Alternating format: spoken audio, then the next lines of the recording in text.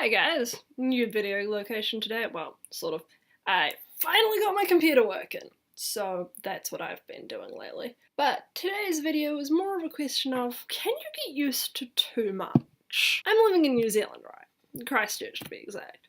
And for the last 6 years, we've been experiencing a lot of earthquakes. And we experienced a pretty bad one this weekend, that the entire country felt.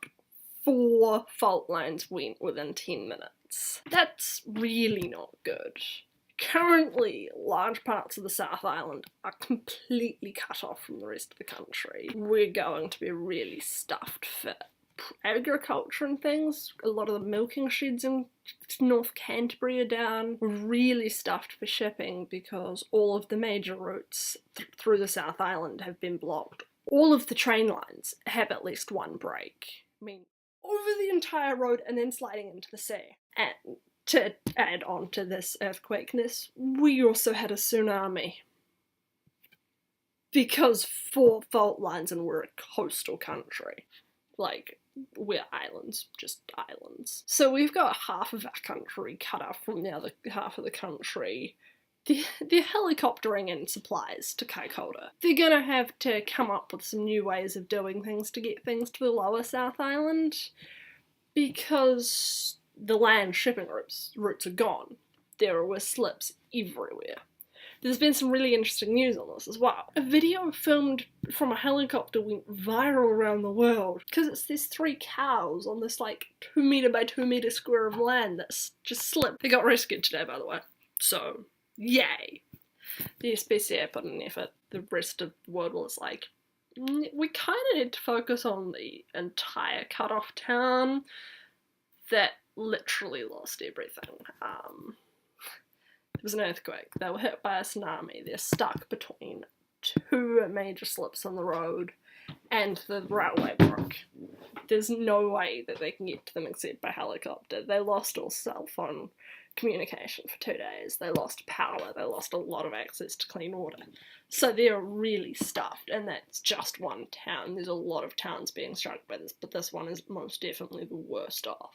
But I found myself realising that I've gotten too used to this, because 6 years of quakes apparently does that to a person. Like, I'm not fully used to it. I still get really bad anxiety attacks and things, but this happened at midnight. And I'm lying on my bed. A quake hit and I just kind of looked up and went, the room's shaking a bit. And I just paused and went, the room's still shaking. It's kind of getting worse. And is this going to stop? The quake was 5 minutes long. I probably lay on my bed going, meh, for about a minute and a half before I went, this isn't stopping, maybe I should move. But that kind of happens a lot. You're just like, meh, the room's shaking, it's not too bad. That's really not a normal response. And then when you follow that response up by going to bed where you can hear tsunami sirens. I wasn't in danger, I'm far enough away from the coast, but from where I was, I could hear the faint sound of the sirens. And I'm really close to the main road out from our coastline, from our beach. So all through the night we could hear people evacuating. Then this was normal for me. It was a case of messaging, do you need a place to stay? Cool. You alright? Alright, I'm going to bed now. It's strange. And I got up in the morning and I couldn't find my glasses because I acted out of habit the night before. I had a wind-up torch on my bedside. I'd put my glasses in their case in my hoodie pocket and hung my hoodie off a hook by my door. My spare inhaler was in my hoodie pocket. I'd unlaced my chucks so I could get them on because it takes too long to get them on if the laces aren't loose enough, and stuck a pair of socks in it, and they were put prominently there too. It's like, everything was ready for me to make a dash if we suddenly had to evacuate.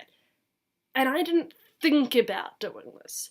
I did it and in the morning went, why is everything like this? I was half asleep. But I was still mentally prepared because I've done this. Prepared myself for the worst a lot over the last 6 years. Because I've seen a lot of destruction in my hometown. And my town was actually lucky because we've had 6 years of earthquakes. quakes. There was no dangerous building standing. There was less to evacuate because most of the area that needed to evacuate was really badly damaged in the original quakes. There was so much water damage and so much liquefaction that there's no buildings in a lot of that area now. So when it came to evacuate, it was maybe a third of the people who would have been there 6 years ago with that tsunami warning. It's interesting. Whereas, up north, which also felt the quakes, actually had a bit of a harder time because they weren't as prepared. They had the more dangerous buildings standing. You're looking at the news and you're looking at all the pictures that are shared, and supermarkets that are not from Christchurch are showing all these pictures of wine aisles with smashed wine bottles and things and wine all over the floor. You didn't get any of that in Christchurch. We learned. There's a little bar now in front of our bottles. The stuff that fell off the shelves was the stuff that wasn't going to get damaged as easily.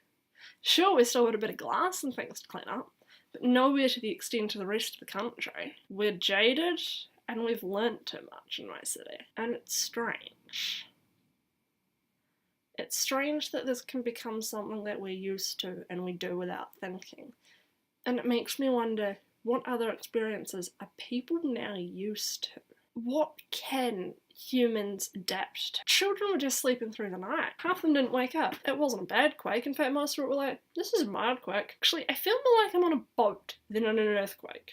And what's the rest of the world now used to? If we're used to this, what horrible things are everyone else used to?